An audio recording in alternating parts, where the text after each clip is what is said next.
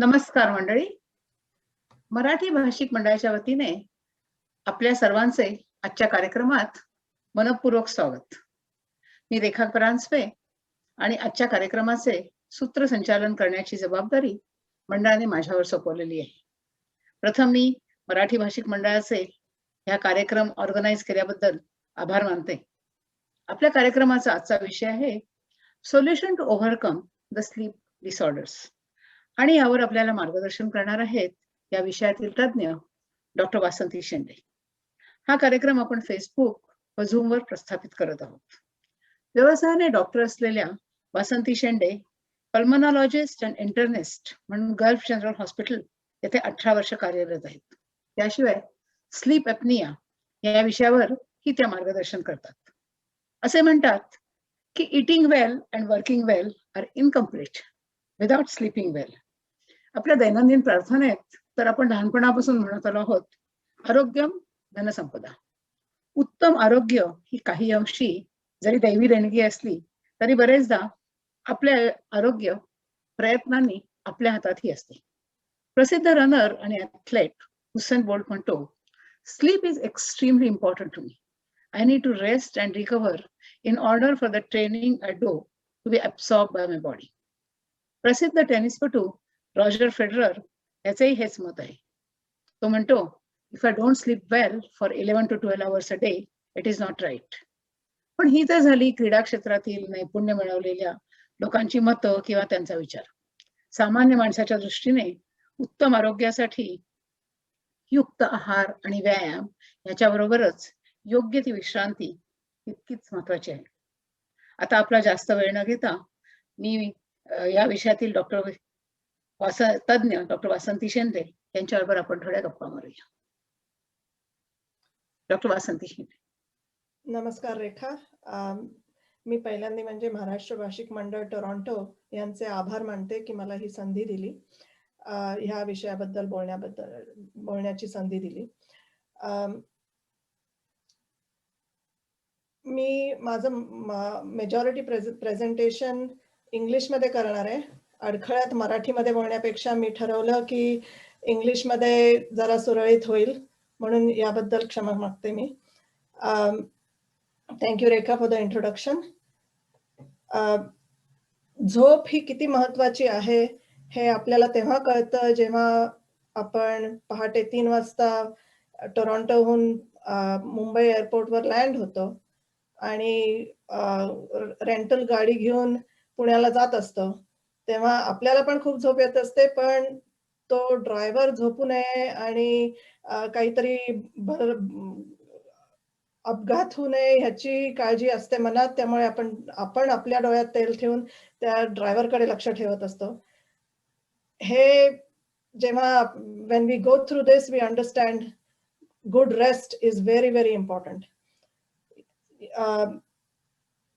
या जगात खूप ऍक्सिडेंट्स, वर्षाचे ऑलमोस्ट 100,000 ऍक्सिडेंट्स होतात ड्यू टू स्लीपीनेस. जितकं अल्कोहोल, ड्रग यूज आणि इम्पेअर्ड driving is a cause of accidents, तितकंच महत्वाची झोप आहे. आणि लॅक ऑफ स्लीप और थकलेले ड्रायव्हर्स पण तेवढे, किंवा थकलेले operators of any machines can cause as many accidents. Exxon Valdez's accident, environmental catastrophe also occurred because of a sleepy operator. So sleep is really important in our life, and hopefully by the end of this presentation I will have been able to give you some pointers as to how to improve your sleep and get a good night's rest. Thank you, Vasanti.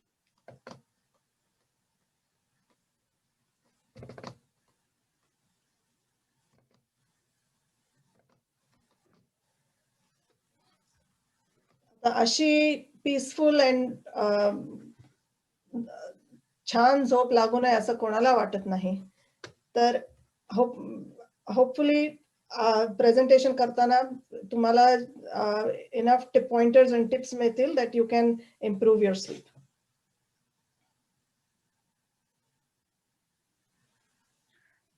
सर्वसामान्य व्यक्तीसाठी पुरेशी झोप म्हणजे किती? एकीकडे आपल्या बरोबर Obama, Narendra Modi यांची उदाहरणे आहेत की ते 5-6 तास झोप घेऊनही ताजेतवाने असतात, 4 तास झोप सुद्धा घेतात आणि ताजेतवाने असतात. आणि दुसरीकडे आपल्याला असं असतं की झोपाळू लोक किंवा पुष्कळ वेळ झोपतात आणि ताजेतवाने नसतात. तर सामान्य माणसासाठी त्याच्या आरोग्याच्या दृष्टीने पुरेशी झोप म्हणजे किती? So sleep, normal sleep varies at different stages in life. Some people can function with very little sleep, and some people need more sleep to function. Like every biological parameter, sleep also follows a normal distribution curve. For most people, it falls between the two standard deviations, which is between 7 to 9 hours of sleep. However, there are numerous people who can function fine with 4 to 5 hours of sleep. And there are many people who need 10 to 12 hours of sleep to function. Someone like a world leader like Obama or Narendra Modi might have other people to support their decision-making process, or many other factors involved which can allow them to function with less sleep. Whereas someone like a truck driver who is solely responsible for the driving of their truck may not be able to compensate for sleep deprivation as much. So many other factors play into how much sleep an individual needs. However, as a rule of thumb, most adults need between 7 to 9 hours of sleep to get adequate rest. Some personalities, like hypomanic personalities, may need 5 hours of sleep, but there are others who might need 10, 12 hours of sleep. Especially younger adults might need more sleep. तू तर आता Obama आणि ह्याचं फरक करून खरंच खूप छान उदाहरण दिलंस की तुझं अगदी बरोबर आहे की ट्रक ड्रायव्हरला खरोखरच 10-12 तासाची झोप आवश्यक असते. म्हणजे आपण जेव्हा पटकन म्हणतो की या लोकांना कमी झोप पुरते, पण त्यांना खूप मदत अवेलेबल असते. व्हेअरएज या लोकांच्या हातात लोकांचं आयुष्य हातात असतं. आता तू is one of the reasons why many transportation safety boards or many other bodies recognize the importance of sleep and have standard rules about how much rest or how long a person is allowed to work without getting adequate rest. Even, for instance, doctors in training, when we trained, we did not have those rules, but now residents or interns are not allowed to work more than 36 hours at a stretch. So that is to minimize mistakes and catastrophes caused by fatigued operators or tired workers. So for most normal people, we have different stages of sleep. What is sleep? Basically, sleep is a state where you are unaware of your environment and unaware of the surroundings. It is a temporary state of sort of lack of awareness. Our sleep has different stages. The two main categories of sleep are REM sleep, or rapid eye movement sleep, which is dreaming sleep, and non-REM sleep, or non-rapid eye movement sleep. The stages of non-REM sleep are stage 1, stage 2, or stage 3. The deeper your stage of sleep, the stronger the stimulus needed to arouse you from that sleep. For instance, if you are in stage 1 sleep, a slight noise can awake you from that sleep. Or if you're in stage 3 sleep, you might need to be really moved or shaken hard to awaken from that sleep. Now, REM sleep is when most of the dreaming occurs, but dreaming can also occur in non-rapid eye movement sleep. म्हणजे non REM sleep तू आता ह्या chart मध्ये दाखवतेस तसं. सो REM sleep म्हणजे गाढ झोप, आणि नॉन रेम स्टेज 3 म्हणजे गॉड झोप, असा त्याचा अर्थ होऊ शकतो का? नाही, पण दोन्ही प्रकारचे sleep are important for restorative purposes. The thought is that REM sleep is supposed to rest your mind, and non-REM sleep is supposed to rest your body. But both stages of sleep are important for us. As we age, the amount of time spent in these different stages of sleep varies. For instance, slow wave sleep or deep stage 3 non-REM sleep reduces as we age, so that a child or an infant can have almost 40 to 50% slow wave sleep, or slow wave sleep or stage 3 sleep. But as we age towards 75 or 85 years of age, the amount of stage 3 or slow wave sleep reduces to about 5% or less. Similarly, the amount of time that you spend awake after you fall asleep increases as we age. So when a child sleeps, they may not wake up at all through the night, whereas later on in life, we might spend an hour or so through the night getting up to go to the bathroom, or for any reason where you're awake through the night. REM sleep more or less stays about the same throughout the different ages in your life, but REM sleep may reduce a little bit. Stage 2 and stage 1 sleep are again more or less same throughout the night. So this is how sleep changes as we age. The amount of sleep a person needs also changes. So a child or an infant needs about 10 to 12 hours of sleep or more, whereas an 75-year-old adult may need only about 5 to 6 hours of sleep. पण तेवढी झोप नाही त्यांना त्या वयात त्यांना पुरेशी होते, त्यांच्या बॉडीच्या दृष्टीने हालचाल कमी असते म्हणून का वयोमानाप्रमाणे?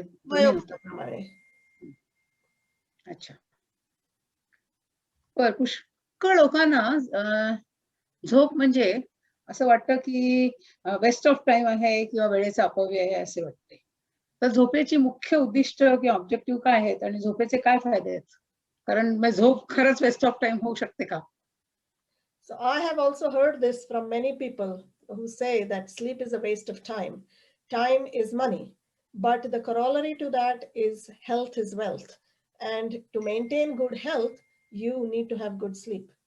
So if you value your health, you have to get good sleep. How does sleep benefit us? Sleep improves your health by lowering your blood pressure, slowing your heart rate, reducing the amount of stress hormones in your blood when we sleep. In non-REM sleep, your heart rate is slower, your blood pressure is lower, your body temperature is lower. Also, we do tend to breathe slower and shallower when we are sleeping. REM sleep physiology is, however, different. In REM sleep, the breathing can be quite irregular. Your heart rate can go up or down, and blood pressure can also fluctuate. We do dream mostly in REM sleep, and because nature does not want you to be acting out your dreams. Suppose you're dreaming of chasing someone, you don't actually want to be actually getting out of bed and running or chasing someone. Just as a protective mechanism for preventing you from acting out your dreams, nature makes sure that you have no muscle tone in REM sleep. So usually in REM sleep, you lose your muscle tone completely and you're all paralyzed. The benefits of sleep are mainly to rest and restore your body. So muscles and cells are regenerated, or especially in young children, there is secretion of growth hormone in deep sleep, and that allows for growth.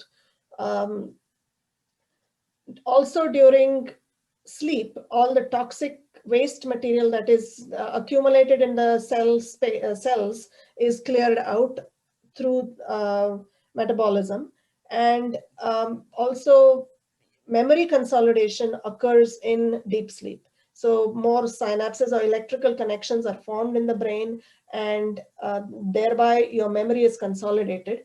So you can see that cognitive ability is dependent on good sleep. So if you do not get a good night's sleep, you can have problems with cognition, memory. So features of sort of dementia can be more likely seen in people who don't sleep well.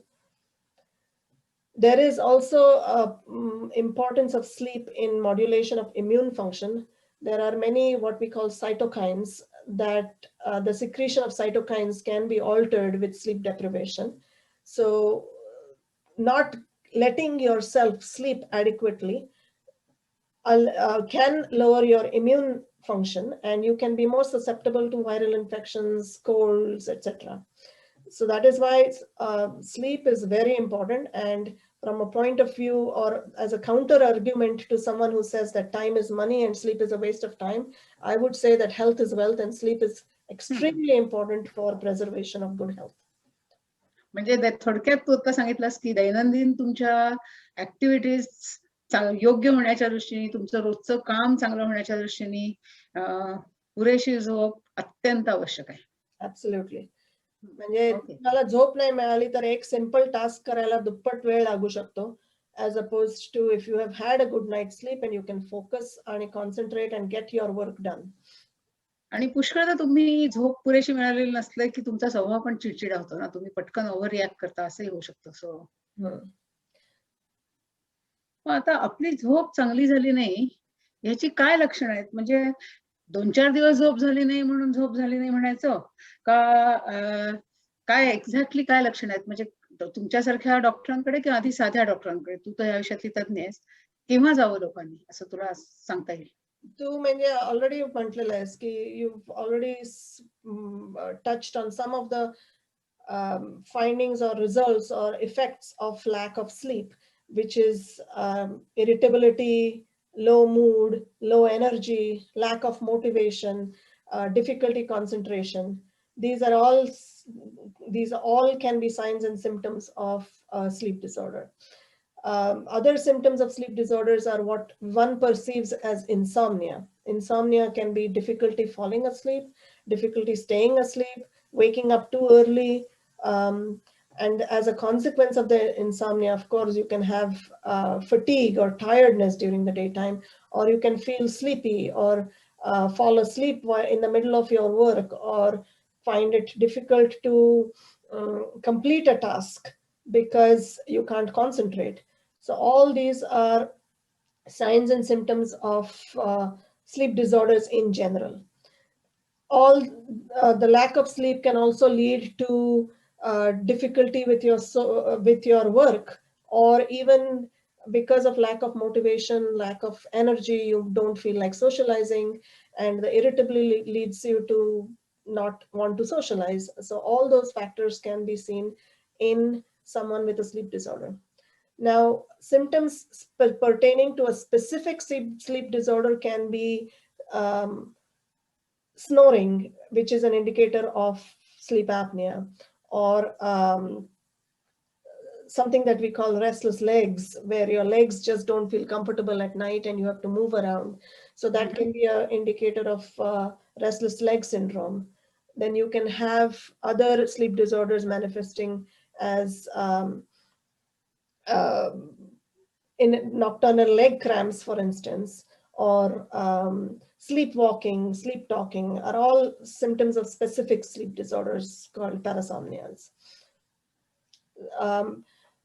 If you're really tired during the daytime, if you've tried self-help measures, that is when you would seek attention from a doctor, and especially if it is affecting your daytime function, where you cannot function during the daytime because of poor sleep or perceived poor sleep. At that time, one should seek medical help.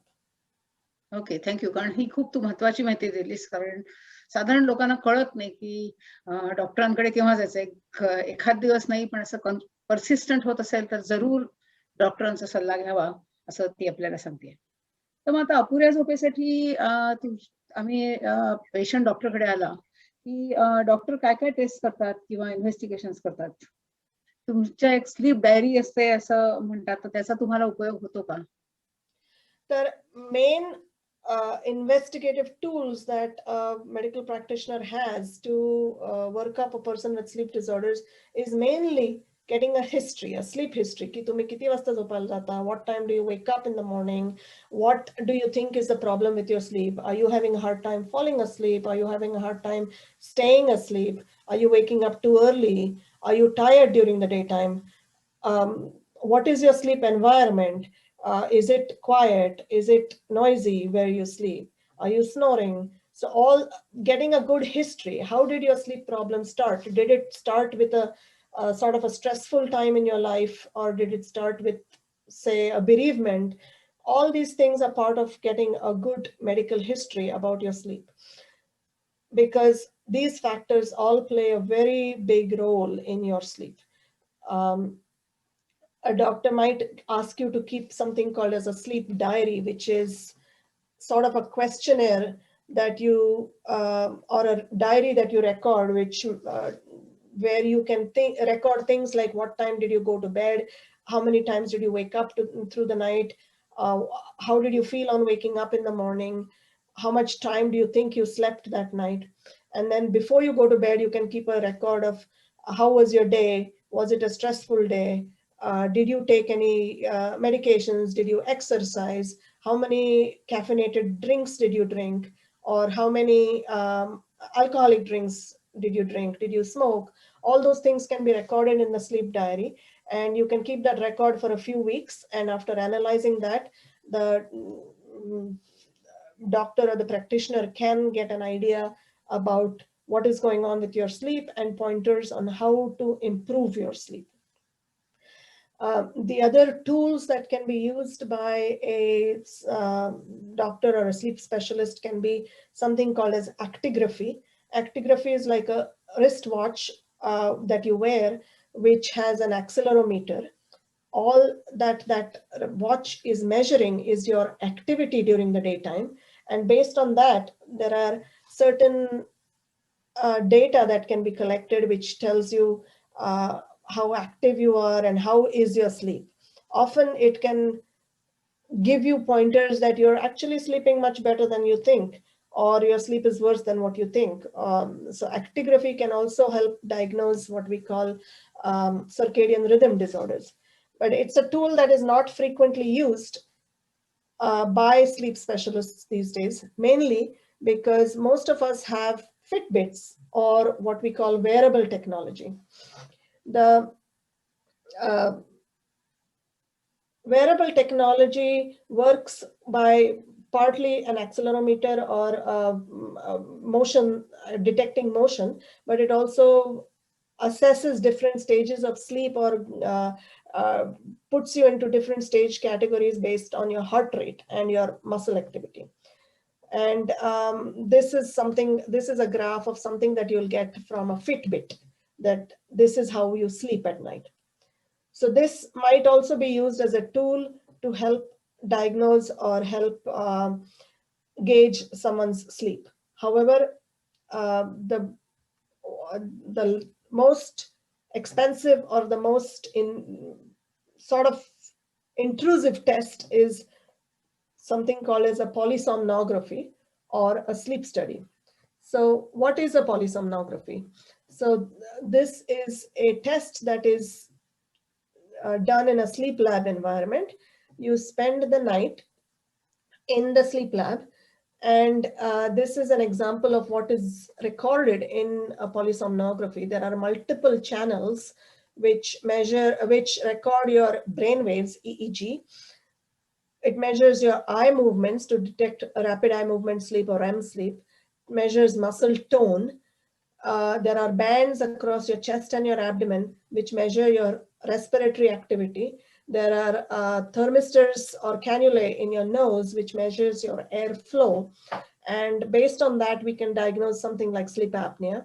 Then there are electrodes on your legs to look for leg movements or something called as a periodic leg movement disorder. So you can see that these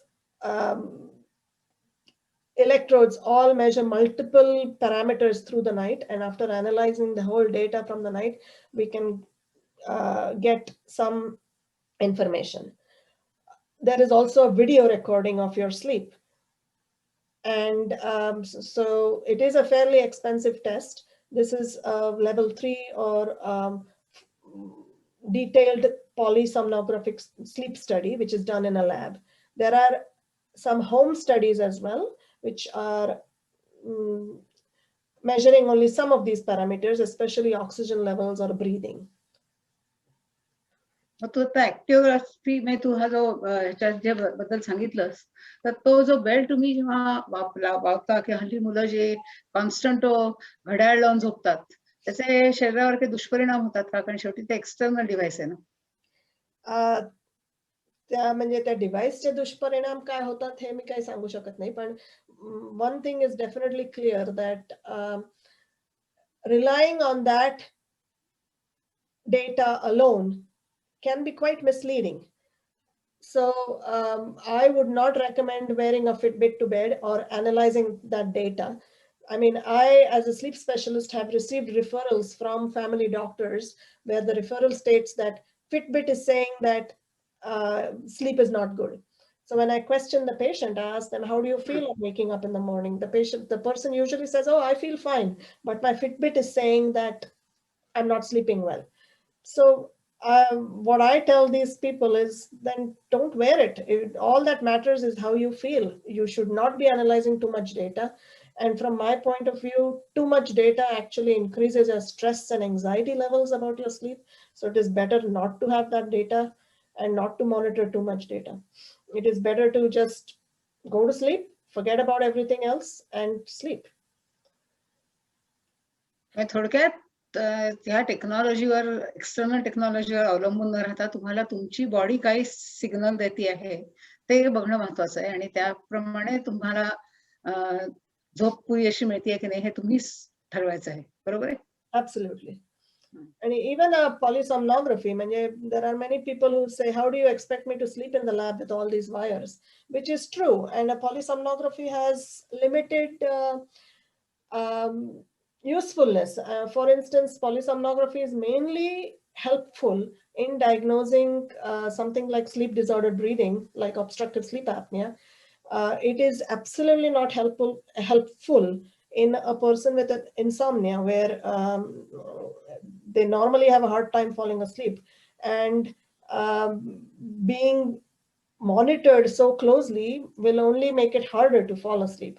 So polysomnography or a sleep study has limited usefulness in terms of diagnosing a sleep disorder. Mainly it is used to diagnose sleep disordered breathing, like obstructive sleep apnea, or a condition called as narcolepsy, where you not only need the overnight sleep study, but you also need test during the daytime, where you have to take multiple naps and see if you fall asleep during those naps. And for diagnosing something like insomnia, a sleep study is usually not of any use. बर, तुम्ही सगळ्या थोडक्यात तुम्ही लोक चारही गोष्टी एकत्र करून आणि बेसिकली स्लीप हिस्ट्री हे सगळ्यात महत्वाचं आहे. तो पेशंट त्याच्याप्रमाणे तुम्ही झोपेचं निदान करता की त्याला झोपेचा प्रॉब्लेम आहे का नाही असं. बरोबर आहे. मग आता कोणत्या वेगवेगळ्या प्रकारचे स्लीप डिसऑर्डर्स आहेत? आम्हाला फक्त स्लीप ॲप्निया माहिती आहे, तर अजून काय काय आहे? Sleep disorders, number one is insomnia. Insomnia is basically a difficulty falling asleep, staying asleep, or waking up too early and finding it hard to fall back to sleep. Insomnia can be acute short-term or chronic long-term, where it lasts for more than 3 months. Insomnia can be primary insomnia, or it can be related to underlying physical disorders or mental health disorders. The next category of sleep disorders is the sleep-related breathing disorders, which is very, very common. And that is included in that category is snoring, obstructive sleep apnea. We will go in a little bit more detail about snoring and obstructive sleep apnea as it has become more and more prevalent these days. The next category of sleep disorders is where you are very sleepy during the daytime. Included in this is a condition called as narcolepsy, which we are probably not going to talk too much about. Narcolepsy is a condition where you can have uncontrollable sleep during the daytime and just fall asleep in the middle of doing simple tasks. Or there is something called as idiopathic hypersomnolence, which is again feeling sleepy during the daytime, uncontrollable sleep during the daytime. And then there are some other esoteric central disorders of hypersomnolence, which I'm not going to actually talk at all about. Then the other big category of sleep disorders is circadian rhythm disorders, which is disorders of the body clock. So commonest, which all of us experience, is jet lag. The other circadian rhythm disorders are shift work disorders for, in people who have to work shifts. And then there can be something called as advanced sleep phase syndrome, where your body clock is a little early. You can fall asleep early and wake up very early in the morning, or a delayed sleep phase syndrome, where you can go to bed very late and wake up very late. The next category of sleep disorders is something called as parasomnias, where this can be, simplest example is sleep talking or sleepwalking. These are not uncommon, and especially in childhood, sleepwalking, sleep talking are not uncommon at all. Other parasomnias can be something called as a Rem sleep behavior disorder, which is simply put, it is acting out of your dreams. So whatever you're dreaming, you tend to act it out. This is something that we see later in life. And then there can be some other simple things like nightmares or severe or dreaming, which is affecting your sleep. Those are some of the parasomnias. And then the last category of sleep disorders is sleep-related movement disorders. And I briefly mentioned this before, something called as restless leg syndrome or nocturnal leg cramps, where painful cramps at night will disturb your sleep. All these can affect your sleep and lead to ultimately insomnia or difficulty falling asleep, staying asleep. So most common तुला तुझं आहे तू obstructive sleep apnea बद्दल जे काय सांगितलंस त्याच्याबद्दल थोडं जास्ती सांगशील का? Oh, आणि also the circadian rhythm disorders मध्ये a very common problem that we see, especially in young people, is something called as delayed sleep phase syndrome. ते आणि हल्लीच्या दिवसात with all the working from home and Netflix and all the screen time that we are spending time with, we also have problems with, we are seeing more and more of these delayed sleep phase syndrome. Delayed sleep phase syndrome is basically where your body clock is completely out of sync with what society demands. And this is very common in young people. About 20% of young individuals, teenagers, young adults will have a delayed sleep phase where your body clock is naturally late. So you might want to go to bed at 3 a.m. and wake up at noon. This is unfortunately compounded by our current pandemic, where no one has to get up in the morning to go into work. Everyone is working from home. People are spending a lot more time on their screens, and the societal demands to wake up in the morning are no longer there. There are many people who then find it hard to fall asleep when they go to bed because their circadian clock is out of sync. In fact, I get referrals from family doctors for young teenagers saying insomnia, but when you get into more of a sleep history, it becomes evident that it is not insomnia, but it is what we call a delayed sleep phase syndrome. And how do you deal with this? How do you deal with something like a delayed sleep phase syndrome? Unfortunately, discipline is the most important thing. And then the other big factor that helps change your body clock is light therapy. So light is a big mover or controller of your body clock. So if you expose yourself to bright light in the morning on waking up, it helps sort of advance your body clock. Keeping your lights dim towards the evening, bright lights in the morning are all things that will help shift your body clock earlier. If you want to shift your body clock later, you do the opposite thing. Have lights bright in the evening, dim lights in the morning. So that's how you can change your body clock. Light and sometimes melatonin, which is a hormone secreted by our brain as a signal to darkness. So sometimes using exogenous melatonin can help change your body clock. Exogenous melatonin म्हणजे काय तुला म्हणायचं?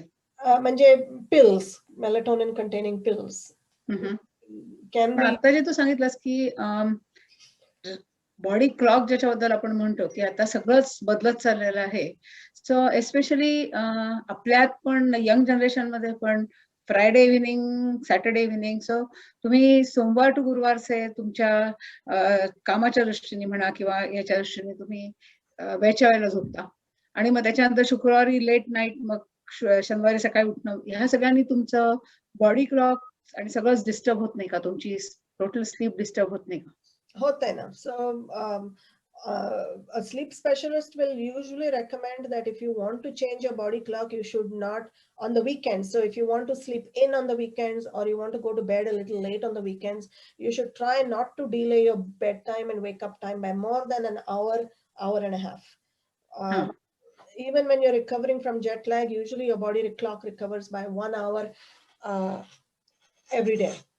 So even on weekends, we would recommend not changing your body clock more than an hour or at the most an hour and a half. Otherwise, then it becomes difficult. Monday mornings become very hard. So that is what I would suggest, that avoiding changing it too much. So if you normally are used to waking up at 6 in the morning, don't sleep in until 9. Get up at around 7. Or if you're used to getting to bed at 11, try not to go to bed at 3. Go to bed by 12 at the most. So that is how you can sort of regulate your own sleep to get to avoid getting into this vicious circle of delayed sleep phase. Unfortunately, our normal body clock is a 24.3 hour body clock. It's not a 24-hour body clock. So if you let your body free range, you're only going to get later and later into your sleep. So your natural tendency is to delay your body clock. So you have to try to counteract that with environmental environmental stimuli and discipline. अरे बापरे, म्हणजे तू फक्त एक किंवा एखादा तास maximum recommend करतेस. रोज तुम्ही 11 झोपत असलात, 10 ते 11, तर पहाटे 3ला नक्की नाही. सगळ्यांनी आपण लक्षात ठेवायचा प्रयत्न करूया. But if you do it on an occasion, it's okay. Don't beat yourself up too much about it. I know, occasion is different and every Friday is different, right? Absolutely. So, yeah, okay. Thank you. सगळ्यांनी प्रेक्षकांनी लक्षात घ्यावं की हा आपल्याला आपल्या दैनंदिन routine मध्ये फारच महत्वाचा सल्ला आहे. ओके, आता मला ऑब्स्ट्रक्टिव्ह स्लीप ॲपनिया बद्दल तू सांगत होतीस, त्याच्याबद्दल सांगशील? Okay, obstructive sleep apnea actually is the commonest cause of a referral to a sleep specialist. And it is getting more and more prevalent because the fact of the matter is that population as a whole is getting heavier and heavier, and weight and obesity are a big contributing factor to this condition, obstructive sleep apnea. I mean, 40 years ago, no one spoke about snoring as a problem or obstructive sleep apnea as a problem. And now about 15 to 30% of middle-aged men and 10 to 15% of women have obstructive sleep apnea. You can see obstructive sleep apnea in young children, but those are usually the ones with very large tonsils or adenoids, and they are the indicator for the getting tested for sleep apnea is basically snoring and feeling tired during the daytime. Loud snoring and feeling tired during the daytime. So sleep apnea does get worse as we grow older because of changes in muscle tone. And sleep apnea gets worse as we gain weight because of increased soft tissue accumulation around your airway, which makes your airway smaller and is more likely to collapse when we sleep at night. Other factors that worsen snoring and sleep apnea are smoking, because smoking causes inflammation in your upper airway and makes your airway narrower. And then alcohol. Alcohol is a muscle relaxant which will cause your airway to collapse. So smoking and alcohol will worsen snoring and sleep apnea.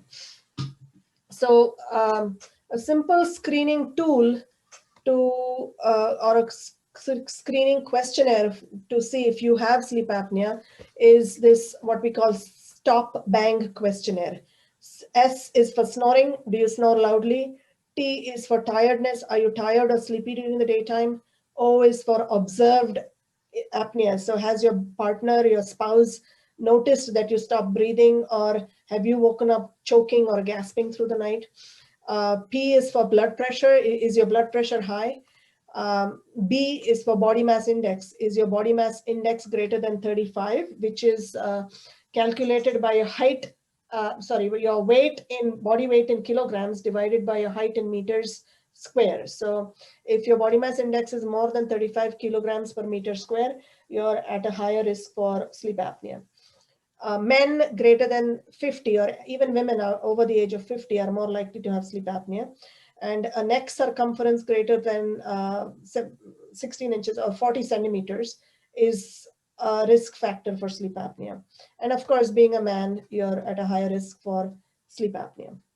So if you score more than 5 on this questionnaire, you're more likely to have sleep apnea and you should get evaluated.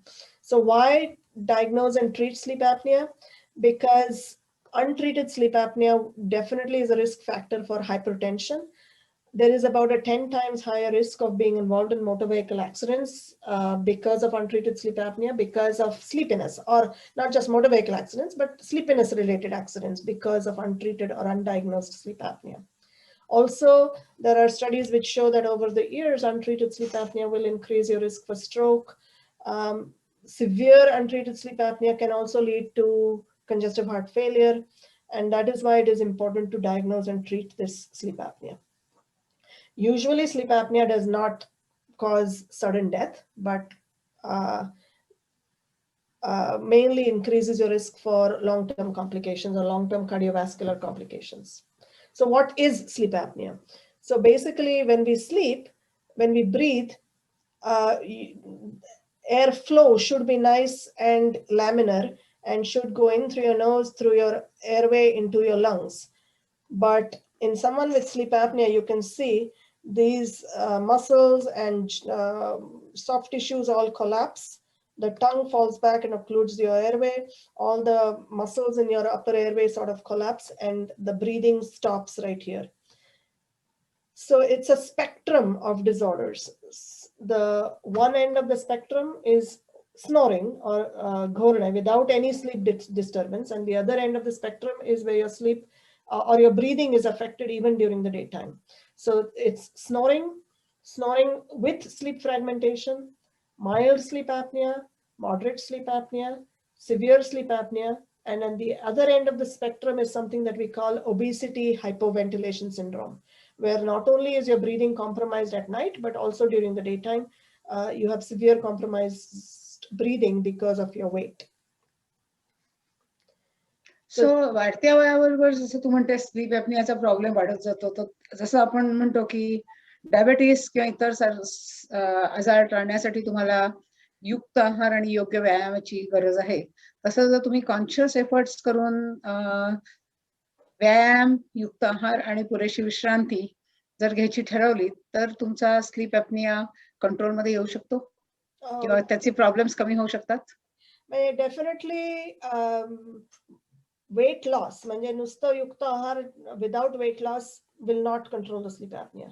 Losing weight, especially if your neck circumference is more than 40 centimeters, reducing the neck circumference will help improve sleep apnea. So the polysomnography is the way to diagnose sleep apnea, where we measure your breathing, oxygen levels, and snoring. So polysomnography can tell us whether your sleep apnea is only when you're sleeping on your back, because as evidenced by this, when you're on your back, your tongue is going to fall back and occlude your airway. So usually snoring and sleep apnea is worse on your back.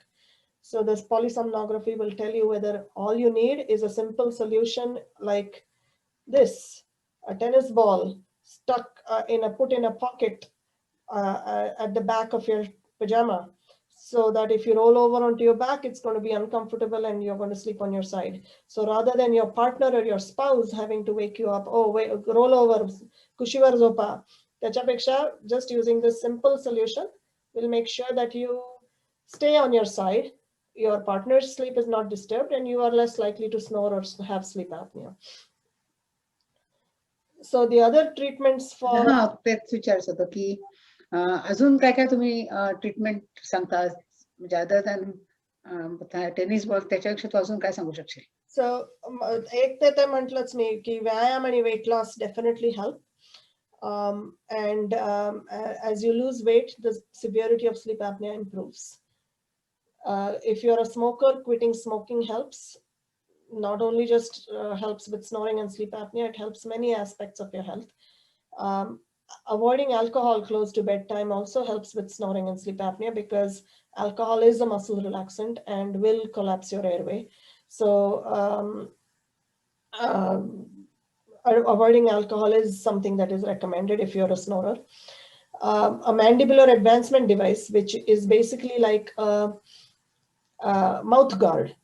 So this is an example of a mandibular advancement device. This sits over your teeth, and this has a spring attachment that you can pull your lower jaw forward. As your lower jaw is pulled forward, so as your lower jaw is pulled forward here, there's increased space created behind your tongue, and your tongue is prevented from falling back and occluding your airway, thereby helping prevent snoring or sleep apnea. And then of course, there is this nocturnal positive pressure therapy or continuous positive airway pressure, CPAP therapy.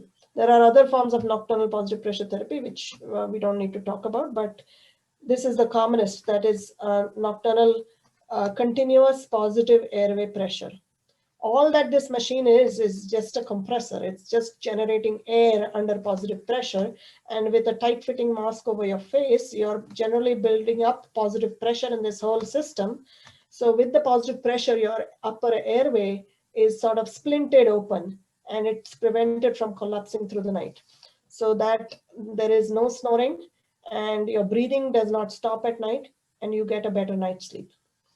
त्याच्यात दोन प्रश्न मला विचारायचे आहेत. मला वाटतं आपल्या प्रेक्षकांना पण असे प्रश्न असतील.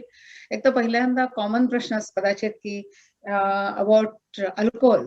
तर काही एक लोकांचा समज असतो की glass of wine a day puts you to better sleep, और थोडंसं अल्कोहोल घेतलं की झोप चांगली लागते. तर ते खरं आहे का, हा पहिला प्रश्न. आणि दुसरं, हे जे तू आता सीपॅप मशीन बद्दल सांगतेस, तर सीपॅप मशीन जेव्हा तुम्ही पेशंट्सना वापरायला सांगता, तर इसेन्शियली मग त्याला इन दॅट केस त्याला पाठीवरच झोपावं लागतं ना, आणि तसं करून पण आणि त्या सीपॅप मशीननी त्याला शांत झोप लागते का? तर अल्कोहोलचा प्रश्न म्हणजे alcohol affects your sleep in more than one ways. For one thing, alcohol can help you fall asleep for sure, but there are some metabolites of alcohol which actually stimulate you. So in the latter part of the night, you actually have more fragmented sleep. So although alcohol may help you fall asleep, overall the quality of sleep through the night is not good, because it does fragment your sleep in the second half of the night and cause more of insomnia in the second half of the night. Also, alcohol indirectly contributes to poor sleep by causing snoring and worsening sleep apnea. So if you really want to have a drink, have it more than 4 or 5 hours before you go to bed. But obviously, social constraints don't necessarily allow you to have a drink that early in the day. Correct. So just limit your alcohol to weekends, but be sensible about it, basically. But आणि फक्त 1 तासाचं तू margin दिलंयस, so alcohol definitely does not necessarily help improve sleep. That's a myth. And CPAP, you don't necessarily have to sleep on your back with a CPAP machine. You can sleep on your side. It's a little more awkward to sleep on your stomach, but you can definitely sleep on your side with a CPAP machine. CPAP machine in people who have severe sleep apnea makes a huge improvement in quality of life, in nocturnal sleep quality, daytime energy levels. But it's not something that you can get used to after 1 or 2 nights of wearing. You have to be committed to this treatment, and you have to use it every night for at least 4 to 6 weeks before you get used to it. So it is not something that you give up within a few days. पण मग ते एकदा machine वापरायला तुम्ही recommend केलं की ते तुम्हाला कायमचंच वापरायला लागतं का काही महिने लॉंग टर्म वापरावं लागतं, कसं असतं? जोपर्यंत वजन कमी होत नाही तोपर्यंत वापरायचं. I have had many patients who've lost 50, 60 pounds of weight and they don't need a CPAP machine anymore. बर Because their breathing is better, their health is better, and they don't need a CPAP machine. Even repeat sleep studies after weight loss will show that their sleep apnea is resolved. So it is a Interesting. treatment, but it is how I describe it is sort of a band-aid for root cause being something else, which is obesity. There are definitely many individuals who are not obese, especially with facial features like, for instance, Orientals. Orientals have a airway structure which makes them very susceptible or more likely to have sleep apnea, although they are very thin. It's just based on their genetic airway structure. So obesity is not the only reason for sleep apnea, but it is a big factor. So someone with a small receding jaw may have sleep apnea, although they are thin. So it's not sort of finger pointing that you have sleep apnea, so you must be fat. No, there are other factors that are contributing to sleep apnea. आता insomnia बद्दल थोडं सांगशील? Insomnia is actually सगळ्यांचेच हल्ली झोपेचे problems वाढायला लागलेत with the pandemic, the fact that there's too much negativity around in this world. आणि काळजा वाढतायत, त्यामुळे insomnia वाढतोय. What is insomnia? Insomnia is basically difficulty falling asleep, difficulty staying asleep, and sometimes early morning awakening where you cannot fall back to sleep. Short-term insomnia is where the symptoms have been going on for about 3 months or so, and you get better in 3 months. Anyone with short-term insomnia is more likely to develop insomnia in the future again. And also short-term insomnia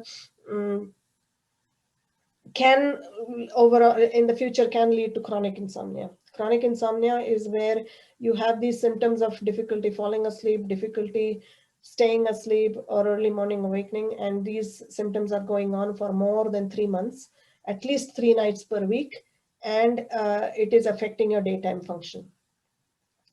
Now, insomnia is basically very frequently associated with underlying medical conditions or psychiatric conditions like anxiety or depression. Insomnia may be a part of anxiety or depression, or someone with insomnia can later on can develop anxiety or depression. And sometimes the symptoms are similar, like fatigue, lack of motivation, low energy. The symptoms of anxiety or depression can be similar to a symptom to the effect of chronic insomnia as well. So basically, this is what happens. You're staying at night, you're wide awake at night, cannot fall asleep, you're getting frustrated and anxious about your sleep. मग त्या sleep त्याच्यासाठी काय treatment तुम्ही सांगता? Unfortunately sleep apnea कसं आहे की एक machine दिलं आणि तुमचा स्लीप ॲपनिया सुधारला. तसं इन्सॉम्निया नाही आहे. Insomnia needs a lot of efforts. It's not a quick fix. It's not a magic wand that fixes insomnia. Insomnia treatment needs controlling your mind, which is not easy. So slide दाखवतेस पुढची? So the treatment of insomnia is basically, the principles are mainly treat the underlying cause. So if you have, say, a medical condition which is causing insomnia, like arthritis or pain, chronic pain, you need to treat the pain if the pain is disturbing your sleep. Or if you have an enlarged prostate and you have to go to the bathroom 10 times through the night, obviously you need to treat that to treat the insomnia. Or if you have asthma, which is waking you up through the night because you cannot breathe, you need to treat that before to help fix the insomnia. If you have a psychiatric condition like depression, treatment of the psychiatric condition will also help or treat the insomnia. But if someone just has insomnia without any identified medical or psychiatric diagnosis, then the principles of treatment are sort of sleep hygiene. What is sleep hygiene? So good sleep habits. So you stick to a regular bedtime and a wake up time. You avoid very strenuous exercise close to bedtime. So at least 3 to 4 hours before you go to bed, don't go for a jog or don't go play a strenuous game of tennis or something like that. But if you have to exercise, but have that exercise at least 3 to 4 hours before your bedtime. Nowadays, the big factor is screen time. Too much Netflix, too much news. So one good principle is avoid screen time before you go to bed for at least an hour, hour and a half. Avoid social media. Definitely, I tell everyone, avoid the news. I know so many people who are addicted to CNN, and they're watching like the world is going to change by them watching the news. So I would recommend not watching news at least few hours before you go to bed. If you want to catch up on the world events, which you need to, do it in the morning or do it in the afternoon, but don't do it close to bedtime because really, there's really nothing good on the news these days. If you are used to an e-reader or something before to read before you go to bed, then make sure that the settings on the e-reader are on the dark or night settings so that the blue light doesn't wake you up. Avoid caffeinated beverages before at least 4 to 5 hours before you go to bed. Avoid nicotine, no smoking, no chewing tobacco, things like that, which are stimulants and which will wake you up. Make sure your room is quiet, cool, comfortable, your bed is comfortable. And so these are some simple things that are helpful with sleep hygiene. The next is something called a stimulus control. So try to go to bed when you're sleepy. Don't ignore your sleepiness clues. And if you're not sleepy, don't go and lie in bed and try to force yourself to sleep, because the more you stay in bed trying to force yourself to sleep, the worse your sleep gets. Simple analogy I often tell people is like, if you're out on the street and you're walking and you come across someone that, oh, this person looks familiar, and you try to remember the name of that person, it doesn't come to you. 5 hours later, when you're doing something completely unrelated, the name suddenly pops up in your brain. So the same thing is with sleep. The more you force yourself to try to remember or try to fall asleep, the harder it is going to be. Let it come naturally and you will sleep better. So one other simple principle is reserve your bedroom for sleep and pleasure. So do not have arguments in your bedroom, no stressful activity in your bedroom as far as possible. I know that this is a little difficult in today's day because many of us are working from home and not everyone has large houses that you can have a separate workplace and a separate bedroom. So then at least try to have a boundary in your bedroom that don't do your work in bed, don't let your workplace and your bed overlap. And then the other thing is stop looking at the clock at night. The more you look at the clock, the more anxious you get and more frustrated you get about your sleep. If you keep looking at the clock through the night, you will think, oh, it's 1 a.m. I've still not been able to fall asleep. Oh, it's 3 a.m. How am I going to function? I'm so tired. And this increases your frustration and your anxiety about your sleep. And that is why it is better not to look at the clock. If you're worried about oversleeping, or if you're worried about missing your alarm and you're not going to be able to go to work on time, then I would suggest set 2 or 3 alarms so that anxiety does not affect your sleep and cause you to clock watch. Then there is something called as cognitive behavioral therapy. The mainstay of that is changing your perspective. So like I said before, that not everyone needs 7 to 8 hours of sleep. So stop worrying about your sleep. Stop thinking, oh, I need 8 hours of sleep to function. If I don't get 8 hours of sleep, I'm not going to be healthy. I'm going to ruin my health. And if you change your perspective, okay, I'm feeling good. I have had 6 hours of good sleep, so I'm good to go. So changing your perspective does definitely help. Relaxation techniques like, say, Shavasana, for instance, or progressive muscle relaxation, or breathing exercises will often help you fall asleep or stay asleep. And then the last thing is something called as sleep restriction or sleep compression. And for that, often a sleep diary will help. So if you feel that you're getting 6 hours of sleep at night, but you're spending about 9 hours in bed, you have to try to limit your bed time in bed to only 6 hours. And when you can sleep those 6 hours with a good sleep efficiency, you're not waking up at night, you're not struggling to fall asleep, you're not tossing and turning, you're not getting frustrated, then you try to increase your sleep time 5 minutes, go to bed 5 minutes earlier, wake up 5 minutes later. So that is sleep restriction, where you restrict your time in bed to the amount of time that you think you're sleeping. And then the other way to do it is slowly compress your sleep. If you aren't spending 9 hours in bed, but you're only getting 6 hours of sleep, then you slowly start reducing the amount of time that you're actually spending in bed. And then the last resort is medications. Medications do help and should be used if you're really having a hard time functioning during the daytime. सो तू आता सांगितलंस sleep hygiene मध्ये पुष्कळ तू महत्वाची माहिती दिलीस की चहा कॉफी वर्ज करायचं हे तर सगळ्यांना साधारण आपल्याला माहिती असतं, पण आपल्याकडे आयुर्वेदात असं सांगतात किंवा म्हणतात की झोपण्यापूर्वी तुम्ही कोंबट दूध हळद घेतलं तर त्याचा उपयोग होतो, किंवा अशा काही गोष्टी आता तू काय करायचं नाही सांगितलंस, पण काही अशा बारीक गोष्टींचा का उपयोग होतो का, असा एक प्रश्न आहे. आणि दुपारी आपण दुपारी काय दुपारी आपण आपल्याकडे पुण्याचे लोक चेष्टा करतात चितळ्यांची की ते दुपारी झोपतात असं, पण दुपारी एक छोटीशी नॅप घेतली तर त्याचा पण ज्यांना शक्य असेल त्यांना त्याचा पण योग्य झोपेच्या दृष्टीने उपयोग होऊ शकतो.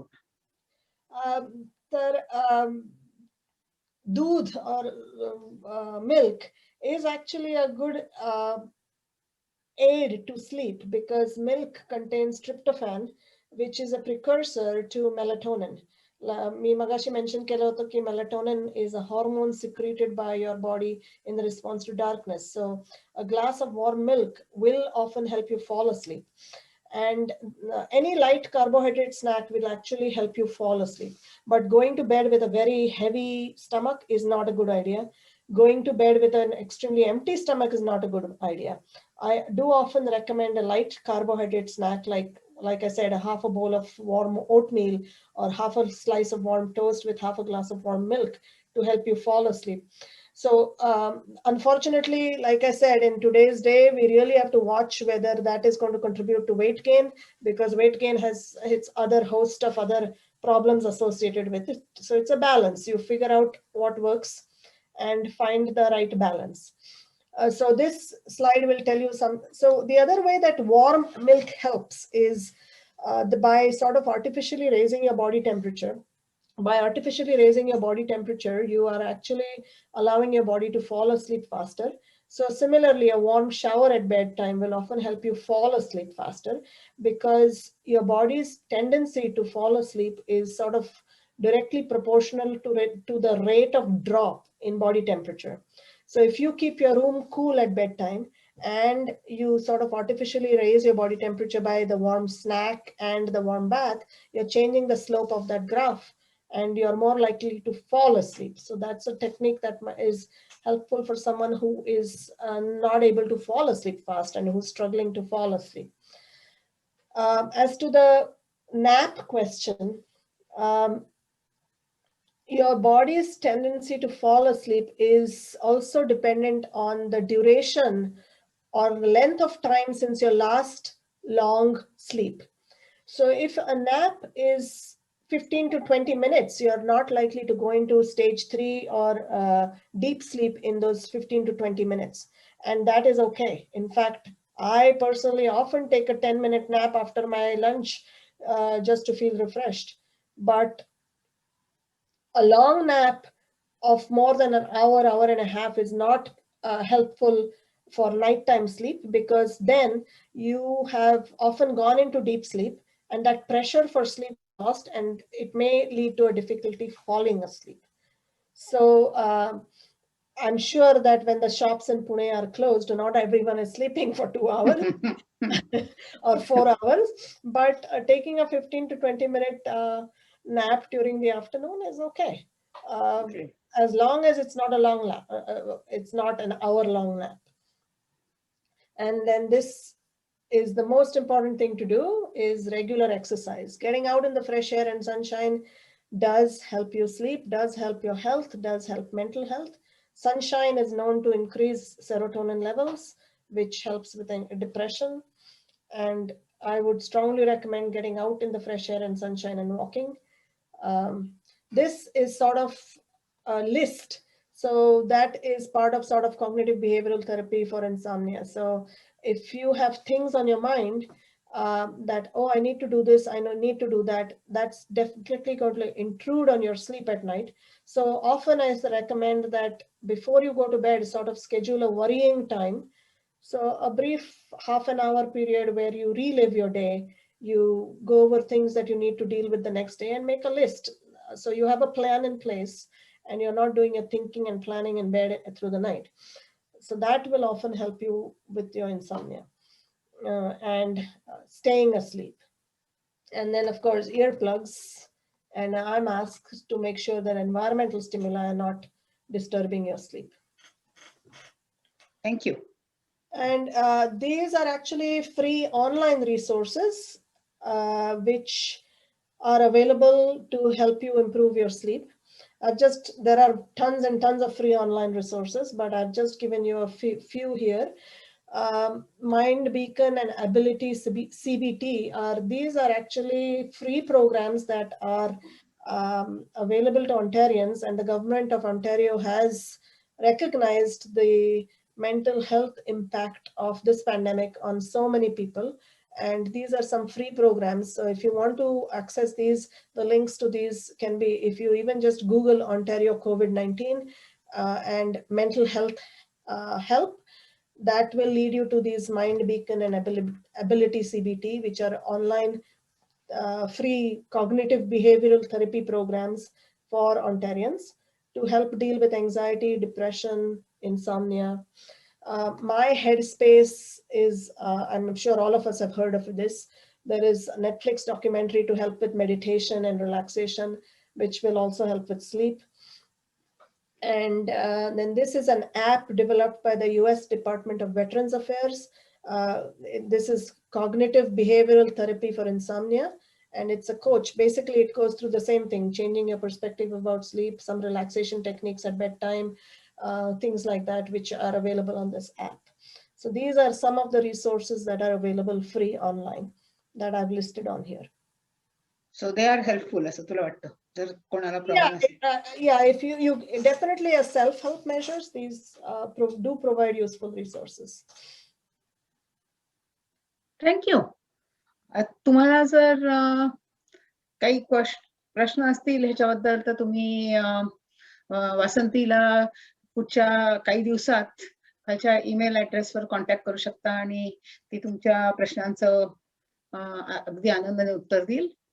तर मंडळी, आपल्या वासंतीनी स्लीपवर सुरेख पण आले होते ना काही आधी पण लोकांनी प्रश्न पाठवलेले आहेत. हो, ते आपण सॉरी, ते प्रश्न राहिले ना, सॉरी, बरं झालं आठवण केली. या संदर्भात काही प्रश्न आलेले आहेत, तर ते मी आता तुला विचारते. पहिला प्रश्न असा आहे, sometimes while in sleep I do get a feeling of completely locked. I'm not able to move nor speak even though I try hard to move or speak. It is the feeling of something has tied me tightly. It is not frequent, but it is really scary. Is there any way to overcome this? So what this person is describing is something called as sleep paralysis.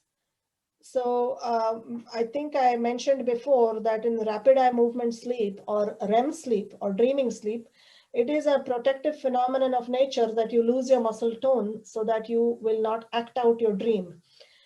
So this sleep paralysis can sometimes be present when you're awakening. Often REM sleep is more in the latter part of the night, and you can awaken out of a dream. And if you're still dreaming, you can wake up feeling completely paralyzed and unable to move. It is a very scary feeling. And the main thing you need for this is reassurance that it's not dangerous, it's natural. And if it is too frequent, there are medications, REM suppressant medications, which can be used, but usually all that this needs is reassurance. Now, this same sleep paralysis can also be seen in a more serious condition like narcolepsy. Narcolepsy is basically a sleep disorder where your REM physiology is intruding into your waking hours. So you can have these episodes of sort of paralysis even during the daytime, and these manifest as sudden loss of muscle tone, which is called as cataplexy. But isolated sleep paralysis is not uncommon, and it is not serious at all. Narcolepsy has the sleep paralysis.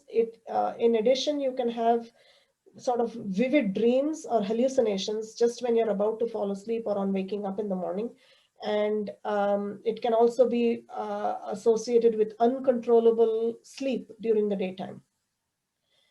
If it is not a part, if the sleep paralysis is not a part of this constellation of other features of narcolepsy, it's benign, and all that needs is reassurance that it's not dangerous. Yes, it is a scary feeling not being able to move, but it is usually less than a minute or so, and it will pass. Thank you. पुढचा प्रश्न असा आहे, while in deep sleep, I sometimes get a prolonged dream which poses the person into catch-22 sort of situation. This is disturbing. Any way to control? Unfortunately, dreams are normal, and if they are frequent or disturbing your sleep or in the form of nightmares, which can occur in some conditions like post-traumatic stress disorder, only then do we treat it. But dreaming is sort of a manifestation of your life or your anxieties during the daytime, which can present in your night as dreams. For instance, I dreamt last night that I was on call and I didn't answer my phone and I got into trouble the next day. So these are sort of some of your fears and anxieties that play on your mind and can manifest as dreams, and they can be very real. But on waking up in the morning, you realize, oh no, it was just a dream. If the dreams are disturbing, recurring, prolonged, then there are medications which can help. But usually you just dream and you sleep through the dream. Okay. So पुढचा प्रश्न असा आहे, my sleep is very too sensitive to a point where if anyone even walks outside my room in the common area, I gain my conscious back, and this disturbs the quality of my sleep. So probably आता तू सांगितलंस तसं, this is probably stage 1 sleep. So is there a specific reason as to why someone can't go to deep sleep, or could this be treated? So like I said before, that the deeper your sleep, the stronger the stimuli needed to arouse you from that sleep. So one of the reasons why you may not necessarily go into deep sleep is your environment. If the environment is a noisy environment, you can be prevented from going into a deep sleep. Or again, things like pain, which is disturbing your sleep, or other factors that are disturbing your sleep, especially anxiety or worries, can prevent you from going into a deep sleep.